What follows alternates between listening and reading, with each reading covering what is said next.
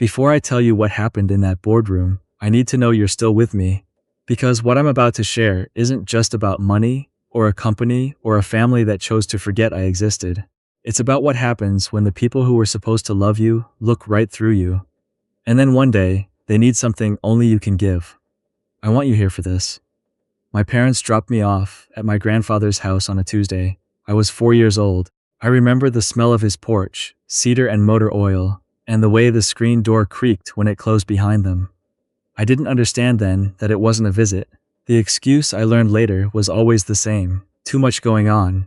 Not enough room, things would settle down and they'd come back for me. That's what they told people. That's probably what they told themselves.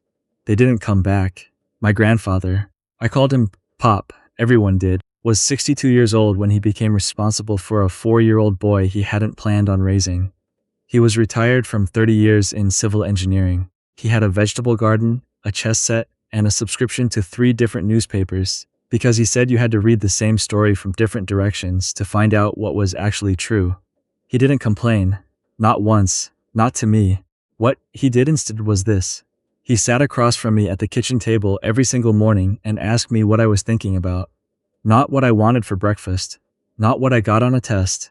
What I was thinking about. He treated my thoughts like they were worth something, even when I was 5 years old and mostly thinking about dinosaurs. That one habit changed everything about who I became.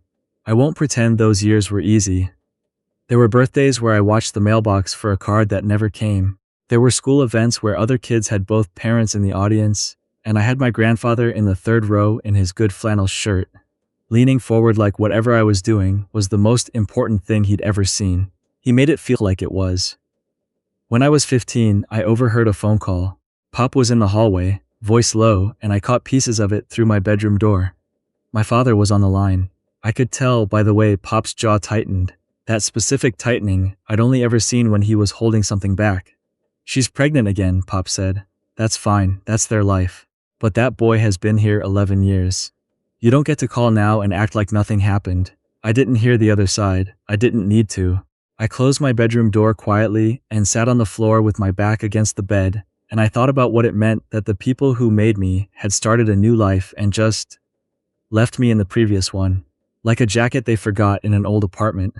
That was the night something changed in me. Not bitterness exactly. I'd seen where bitterness led. It turned people inward, made them small.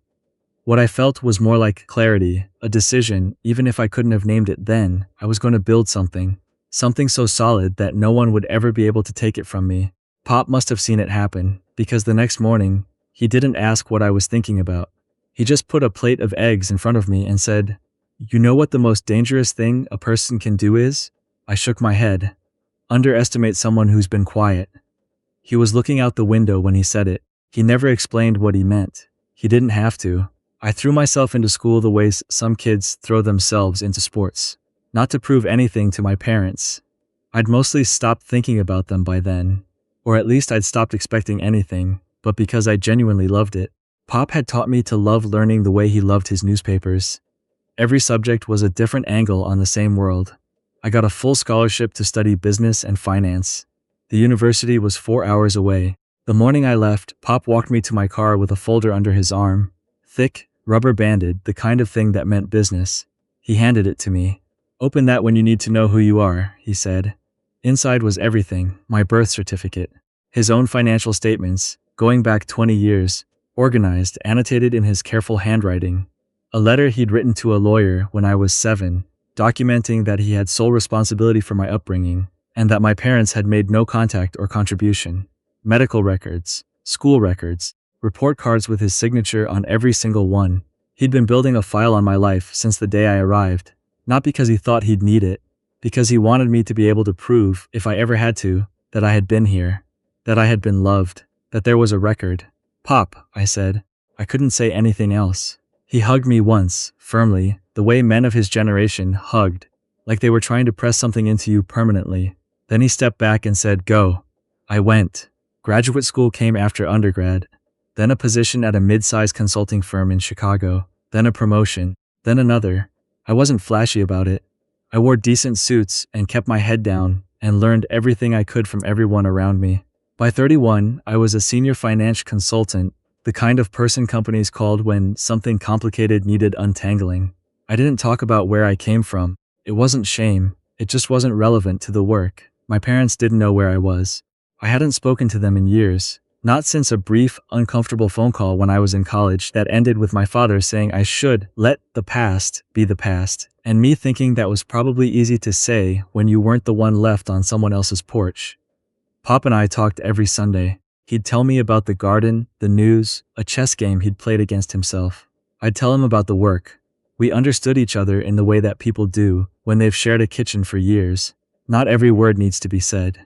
He died on a Thursday in November. Heart failure, peaceful, in his own house. He was 81. I drove back to that cedar and motor oil porch and sat on the steps for a long time before I went inside. The lawyer called me the following week. Pop had updated his will 2 years prior.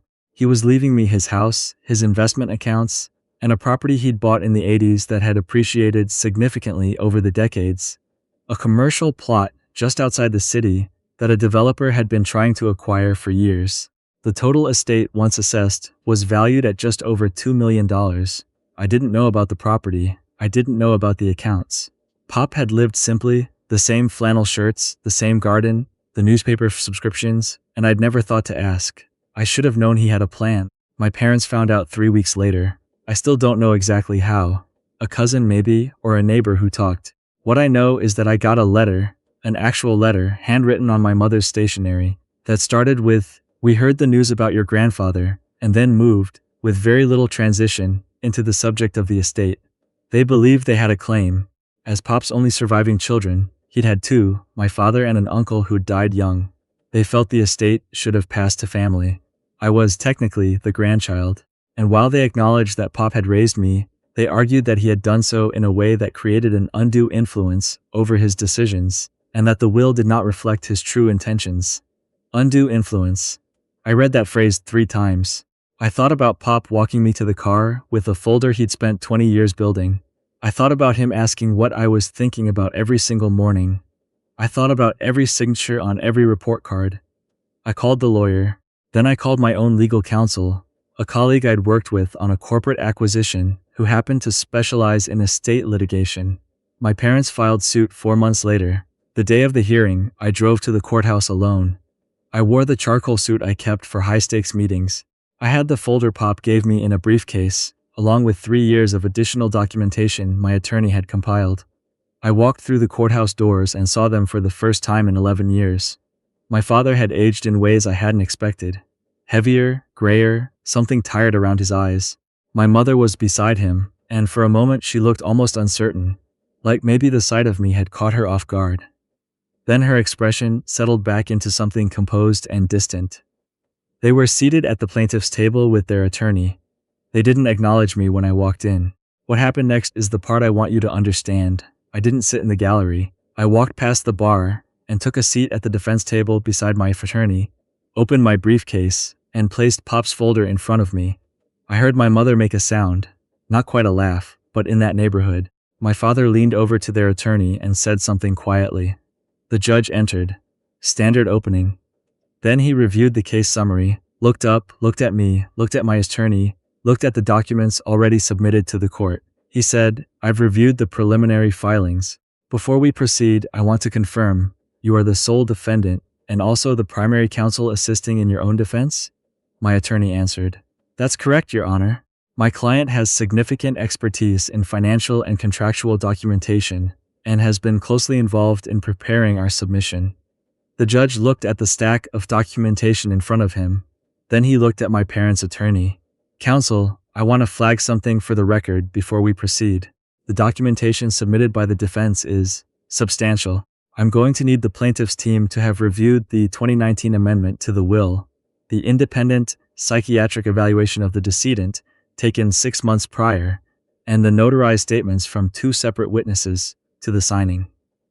My parents' attorney said they had reviewed everything. The judge said, "Then you'll understand why I'm going to ask the plaintiff to clarify the basis of the undue influence claim in light of the documentation showing 30 years of consistent estate planning decisions." There was a pause from the plaintiff's table that lasted a beat too long. The thing about Pop's file was that it wasn't just a collection of documents, it was a narrative. 30 years of consistent choices, clearly recorded, independently verified. Wills don't just spring up at the end, they're the conclusion of a life. And Pop had been writing his conclusion in careful handwriting for 30 years. The medical evaluation showed he was sharp until the end. The financial history showed the estate had been managed with intention for decades. The witness statements confirmed that Pop had spoken clearly about his wishes, and that those wishes had not changed. And then there was the letter. Pop had written a letter to be submitted to any court that might ever question his decisions. He wrote it 2 years before he died, had it notarized, and gave a copy to his lawyer. In it, he described, in his own words, why he was leaving his estate to me. He talked about the morning I arrived on his porch. He talked about the Tuesday calls and the chess games and the newspapers. He talked about who he'd watched me become. He wrote, "A man is not defined by who brought him into the world. He is defined by what he does with the time he is given. I know who this boy is because I watched him become a man every single day in my own house, at my own table. I am leaving him what I have because he earned it, not with money or obligation, but with character. And that is the only inheritance worth anything." The judge read the letter. He read all of it. The courtroom was quiet. When he looked up, he looked at my parents' table for a long moment. Then he said, "I'm prepared to rule." He affirmed the will in its entirety. He found no evidence of undue influence. He noted, for the record, that the evidence supported the opposite conclusion, that the decedent had taken exceptional care to ensure his wishes were clearly documented and independently verified, specifically to protect the integrity of the estate. He awarded legal costs to the defense. My mother left the courtroom before I stood up. My father lingered for a moment near the door. I thought he might say something. He didn't. I stood outside the courthouse afterward in the November air, the same month Pop had died, and I held the folder in both hands. I thought about him building it year by year, not because he was afraid, but because he understood that truth without evidence is just a story. He gave me evidence. He gave me proof that I had been here, that I had mattered, that the time we spent together was real and documented and beyond anyone's power to erase. My attorney shook my hand and said it was one of the most airtight cases he'd ever seen, not because of what we argued, but because of what Pop had already built. I drove back to his house that evening. It was mine now, legally, finally, completely. I sat in the kitchen at the table where I'd eaten breakfast for 14 years, in the chair where he used to sit across from me, and I tried to think about what I was thinking about, the way he always asked. I was thinking about the folder, about the fact that he'd started building it when I was 7. That meant somewhere in the first 3 years I was with him, he'd decided, quietly, without telling me, that he was going to protect me. That whatever happened, whoever showed up to claim otherwise, there would be a record of the truth. I was thinking that this is what love looks like when it doesn't announce itself. It looks like a man saving every report card. It looks like a notarized letter sitting in a lawyer's drawer. It looks like 30 years of choosing, every single day, to make sure that the people who left couldn't come back and rewrite the story. I am 33 years old.